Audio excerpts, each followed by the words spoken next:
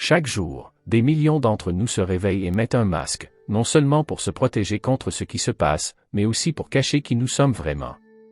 Nous sourions, hochons la tête et disons oui aux choses qui nous épuisent, perdant une partie de nous-mêmes dans le processus. C'est une lutte silencieuse, luttant contre l'envie de plaire à tout le monde sauf à nous-mêmes. Mais que se passerait-il si je vous disais qu'il y a plus de 2000 ans, un groupe de philosophes connus sous le nom de stoïciens a trouvé un moyen puissant de se libérer de ce cycle? Aujourd'hui, je vais partager avec vous comment l'adoption des principes stoïciens peut transformer la façon dont vous vous voyez et dont vous interagissez avec le monde. Il ne s'agit pas seulement de dire non, il s'agit de découvrir une force intérieure dont vous auriez peut-être oublié qu'elle était là. Restez avec moi pendant que nous explorons ces leçons intemporelles, et vous pourriez bien trouver la clé d'une vie plus authentique et épanouissante. Si vous appréciez ce que nous faisons ici et que vous souhaitez soutenir la chaîne, une simple faveur gratuite que je vous demanderai est d'appuyer sur le bouton d'abonnement. Restez également avec moi tout au long de la vidéo pour tirer le meilleur parti de ces informations transformatrices. Commençons. Le stoïcisme nous apprend à regarder en nous-mêmes, à commencer notre quête de liberté personnelle en comprenant nos motivations les plus profondes. Souvent, nous plaisons aux autres par peur, peur du rejet, peur d'être détestés. Mais les stoïciens comme Épictète nous encouragent à nous poser des questions difficiles. Pourquoi est-ce que je ressens le besoin de toujours dire oui? Est-ce parce que je cherche l'approbation ou parce que j'ai peur d'être seul? Comprendre cela peut être votre premier pas vers une véritable autolibération. Épictète a dit, ce n'est pas ce qui vous arrive, mais comment vous y réagissez qui compte. C'est particulièrement pertinent ici. En reconnaissant nos peurs et nos désirs, nous pouvons commencer à les voir non pas comme des directives, mais comme des options. Nous nous rendons compte que notre besoin de plaire n'est pas un commandement, mais un choix. Une histoire qui vient souvent d'une vieille histoire que nous nous racontons à propos de notre valeur liée à l'approbation des autres. Pensez à la dernière fois que vous avez accepté quelque chose que vous ne vouliez pas faire. Qu'est-ce qui a motivé cette décision? Étiez-vous sincèrement engagé dans la cause, ou étiez-vous inquiet de la façon dont le fait de dire non serait perçu? Le stoïcisme ne consiste pas à supprimer ces sentiments, mais à les comprendre profondément afin qu'ils ne nous contrôlent plus. Ce faisant, nous franchissons les premières étapes cruciales non seulement pour réagir à notre environnement, mais aussi pour le façonner activement d'une manière qui s'aligne avec notre vrai moi. La philosophie stoïcienne ne consiste pas à être passif, il s'agit de se respecter soi-même.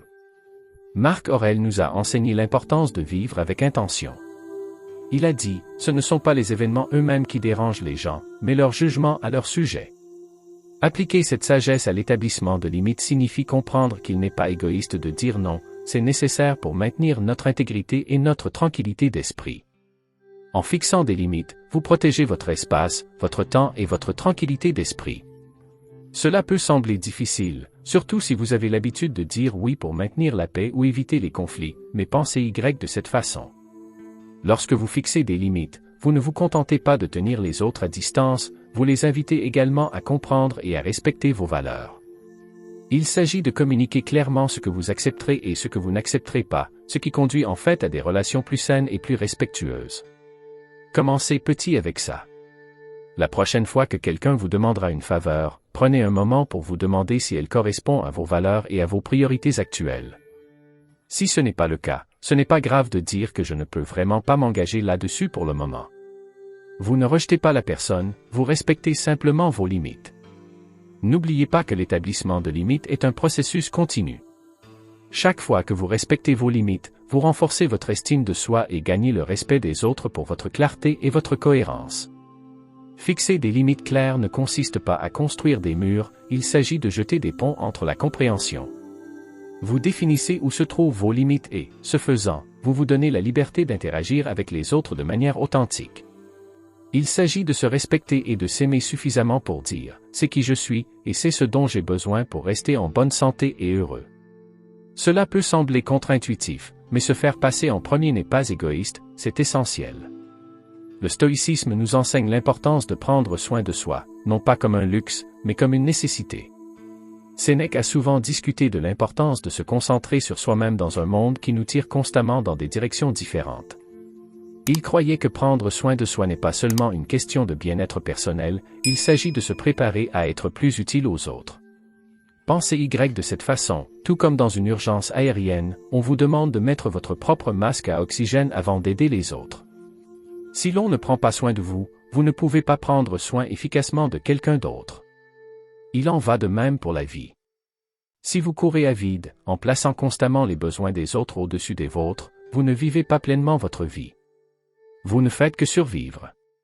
Alors, comment commencer à hiérarchiser vos besoins? Commencez par identifier ce qui compte vraiment pour vous. Qu'est-ce qui vous apporte de la joie, de l'énergie et de la paix? S'agit-il de passer du temps seul, de plonger dans des livres, d'explorer la nature ou peut-être de quelque chose d'aussi simple qu'une séance d'entraînement quotidienne? Quoi qu'il en soit, prenez le temps de faire ces activités. Ils rechargent vos batteries et vous permettent de vous montrer sous le meilleur de vous-même dans d'autres domaines de la vie. Priorisez vos besoins, c'est aussi apprendre à dire non aux choses qui vous épuisent. Il s'agit de reconnaître que chaque fois que vous dites oui à quelque chose qui ne correspond pas à vos valeurs, vous dites en fait non à quelque chose qui le fait. Cela ne signifie pas que vous ne vous souciez pas des autres, mais plutôt que vous faites un choix conscient pour vous assurer que vos actions reflètent vos priorités. N'oubliez pas que donner la priorité à vos besoins n'est pas égoïste. Il s'agit de prendre le contrôle de sa vie. Il s'agit d'être conscient de vos valeurs, de vos objectifs et de vos limites, et de prendre des décisions en conséquence. Cela ne signifie pas que vous ignorez les besoins des autres. Cela signifie que vous les équilibrez avec les vôtres, ce qui est une caractéristique de la vie stoïque. Cet équilibre vous aide non seulement à survivre, mais aussi à prospérer, ce qui vous rend plus efficace et compatissant dans vos interactions avec les autres. Vous êtes-vous déjà demandé ce qui compte vraiment pour vous? Le stoïcisme nous encourage à vivre selon nos principes. Lorsque vous êtes clair sur vos valeurs, vous êtes moins susceptible de céder à la pression de plaire aux autres. Cette clarté vous aide à prendre des décisions qui s'alignent avec votre vrai moi, et pas seulement pour satisfaire les attentes de quelqu'un d'autre. Identifier vos valeurs, c'est comme dessiner une carte de votre paysage intérieur.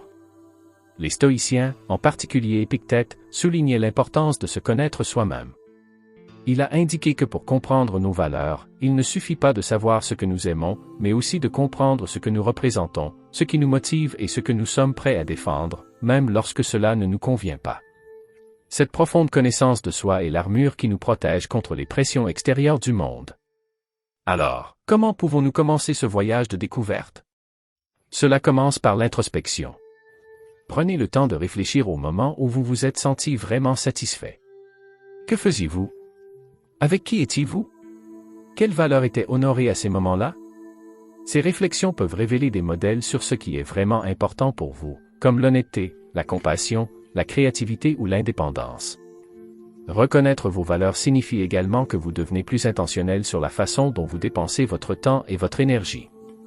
Par exemple, si l'une de vos valeurs fondamentales est la famille, vous pouvez choisir de donner la priorité aux réunions de famille et de prendre des décisions qui améliorent ces relations.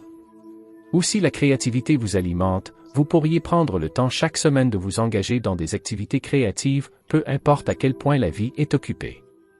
Vivre en alignement avec vos valeurs implique également de faire des choix difficiles, parfois de dire non à des opportunités lucratives si elles ne correspondent pas à vos convictions éthiques. C'est là que la sagesse stoïcienne brille vraiment. Il nous enseigne que le vrai bonheur ne provient pas de réalisations ou d'accolades extérieures, mais de vivre une vie en accord avec notre vraie nature. Connaître et honorer vos valeurs façonne non seulement vos actions, mais vous guide également à travers les hauts et les bas de la vie. Il vous aide à naviguer dans des situations complexes et à faire des choix qui ne sont peut-être pas les plus faciles, mais qui seront les plus gratifiants. Rappelez-vous, comme l'a dit Sénèque, ce n'est pas parce que les choses sont difficiles que nous n'osons pas, c'est parce que nous n'osons pas qu'elles sont difficiles. Les stoïciens croient qu'il faut agir avec intention. Quand quelqu'un demande quelque chose, ce n'est pas seulement une occasion d'aider, c'est aussi un moment pour pratiquer le discernement stoïcien. Marc Aurèle a souvent parlé de l'importance d'agir selon ses principes et pas seulement selon ses impulsions. C'est crucial lorsque nous faisons face à des demandes d'autres personnes. Lorsque vous recevez une demande, prenez un moment pour faire une pause et l'examiner attentivement. Posez-vous la question suivante, cette demande correspond-elle à mes valeurs? Est-ce quelque chose dans lequel je devrais investir mon temps et mon énergie? Est-ce que cela profitera aux deux parties, ou est-ce que je serai simplement exploité? Il ne s'agit pas d'être cynique, mais d'être sage et prudent avec vos ressources, ce que les stoïciens tenaient en haute estime. L'évaluation des demandes vous aide à garder le contrôle de votre vie, à l'abri des pressions extérieures. Cela vous permet de vous engager dans des choses qui sont vraiment significatives et bénéfiques pour votre croissance.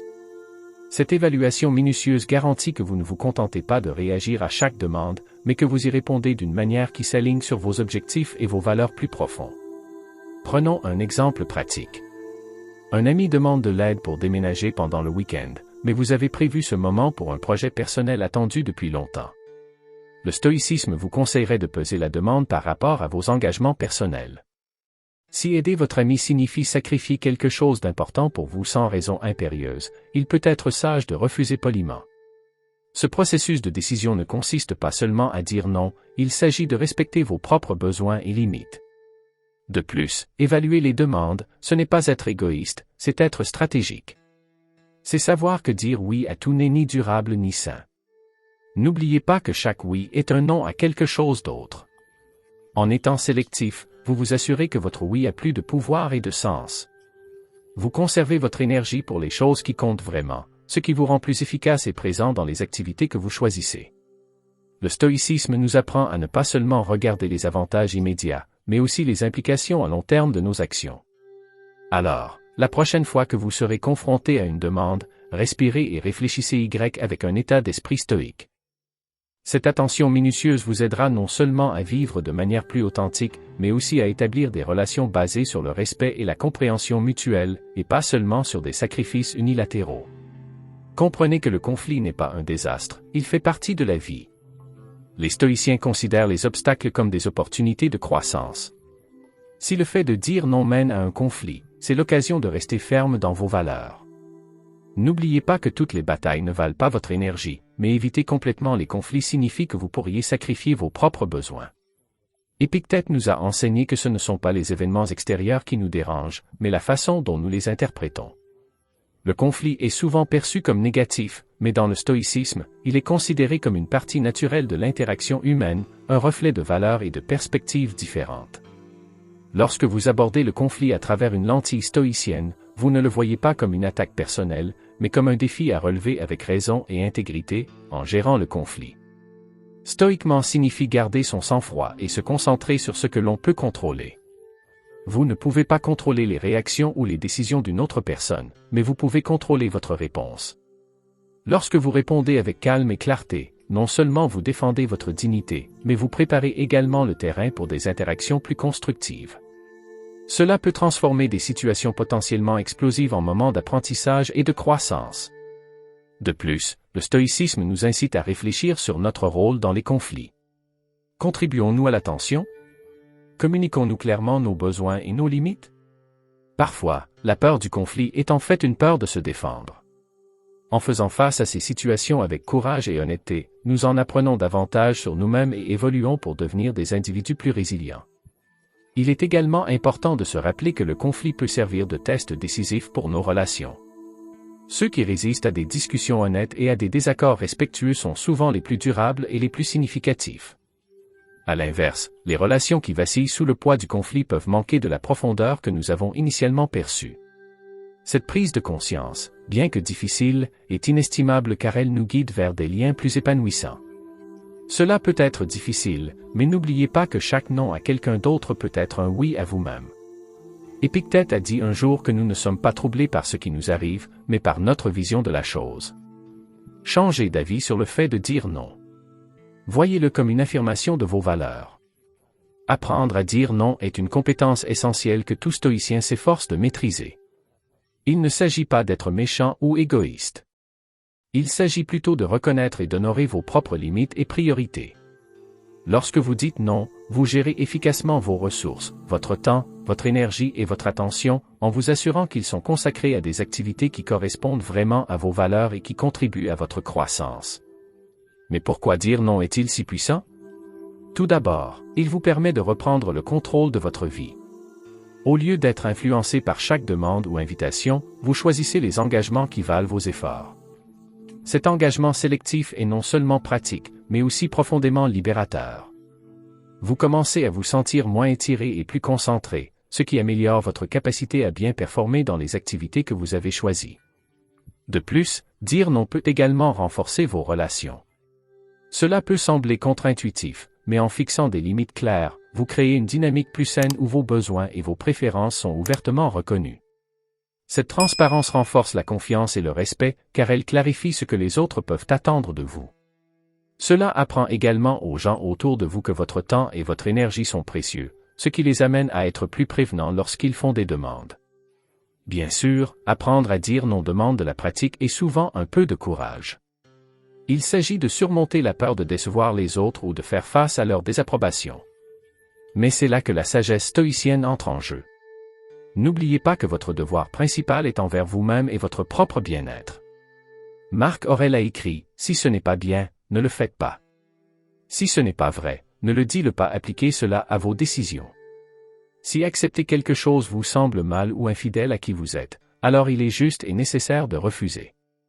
Lorsque nous décidons de dire non, il est important d'être franc et honnête. Marc Aurèle a écrit un jour « Si ce n'est pas bien, ne le faites pas. Si ce n'est pas vrai, ne le dites pas. » Cette citation nous encourage à être directs avec les autres et avec nous-mêmes lorsque nous disons non, sans élaborer d'excuses élaborées. En ne vous cherchant pas d'excuses, vous vous mettez au défi de vous confronter aux vraies raisons de vos décisions. Il s'agit de faire face à la vérité de votre situation et d'y répondre de la manière la plus authentique possible. Cette approche vous aide non seulement à vivre fidèle à vos valeurs stoïciennes, mais maintient également votre respect de soi et votre confiance. Lorsque vous êtes direct, les gens comprennent que vos décisions sont réfléchies et basées sur des contraintes ou des principes authentiques, et non sur des caprices ou des sentiments éphémères. Une fois que vous commencez à trouver des excuses, vous donnez à l'autre personne l'occasion de remettre en question ou de démanteler vos raisons. Cela peut entraîner une pression et un inconfort supplémentaires. D'un autre côté, lorsque vous êtes direct, vous envoyez un message clair que vos décisions sont délibérées et basées sur des bases solides. Cela a tendance à être plus respecté et peut même améliorer vos relations, car cela renforce la compréhension du respect mutuel et de l'honnêteté. Éviter les excuses vous simplifie également la vie. Vous n'avez plus à garder une trace de ce que vous avez dit à qui, ni à inventer des raisons pour vos choix. Cette simplicité s'aligne parfaitement avec la poursuite stoïcienne d'une vie simple et sans entrave, où les actions et les paroles sont cohérentes avec les valeurs intérieures. Il s'agit d'un pas important vers l'arrêt de l'effort excessif pour satisfaire les autres, une vérité que la philosophie stoïcienne souligne clairement. Marc Aurèle a écrit un jour « Vous avez le pouvoir sur votre esprit, pas sur les événements extérieurs. Réalisez cela, et vous trouverez la force. » Cette sagesse est particulièrement pertinente lorsque nous considérons notre tendance humaine à rechercher l'approbation et la validation des autres. Accepter que vous ne pouvez pas plaire à tout le monde vous libère d'un énorme fardeau. Cela vous permet de vivre de manière plus authentique, en faisant des choix basés sur ce qui est bon pour vous, et non en fonction de la façon dont les autres pourraient réagir. Imaginez le soulagement et la liberté que l'on ressent en comprenant qu'il est impossible de répondre aux attentes de chacun. Vous pouvez arrêter de vous étirer et commencer à vous concentrer sur ce qui compte vraiment pour vous. Cette acceptation ne signifie pas que vous ne tenez pas compte des sentiments ou des besoins des autres. Cela signifie simplement que vous cessez de laisser la peur de la désapprobation contrôler votre vie. Chaque jour, nous rencontrons des opinions et des préférences diverses. Essayez de tous les accueillir est non seulement épuisant, mais aussi impossible. Plus tôt nous l'accepterons, plus tôt nous pourrons commencer à vivre une vie alignée avec notre vrai moi. De plus, lorsque vous acceptez le fait que tout le monde n'est pas d'accord avec vos décisions ou ne les soutient pas, vous devenez plus résilient. Vous commencez à apprécier l'approbation des bonnes personnes, celles qui comprennent et soutiennent vraiment votre parcours. Cette considération sélective n'est pas une question d'élitisme. Il s'agit d'efficacité et de durabilité émotionnelle dans nos interactions sociales. Le stoïcisme nous apprend à nous concentrer sur nos propres actions et attitudes plutôt que sur l'approbation extérieure. Sénèque a dit, si vous voulez vraiment échapper aux choses qui vous harcèlent, ce dont vous avez besoin, ce n'est pas d'être dans un endroit différent, mais d'être une personne différente. Cette transformation implique de développer une force intérieure qui ne vacille pas avec l'opinion publique. Merci de vous joindre à moi dans cette aventure aujourd'hui. N'oubliez pas que vivre fidèle à vos principes stoïciens ne consiste pas à atteindre la perfection, mais à rechercher l'authenticité personnelle et la paix intérieure. Embrassez la sagesse des stoïciens et entrez dans une vie définie non pas par l'approbation des autres, mais par vos propres valeurs profondes. Si vous souhaitez poursuivre cette exploration de la sagesse stoïcienne, regardez l'une des vidéos suggérées à l'écran. Merci de faire partie du Stoic Journal. Continuez à chercher votre vérité, et je vous verrai dans la prochaine vidéo.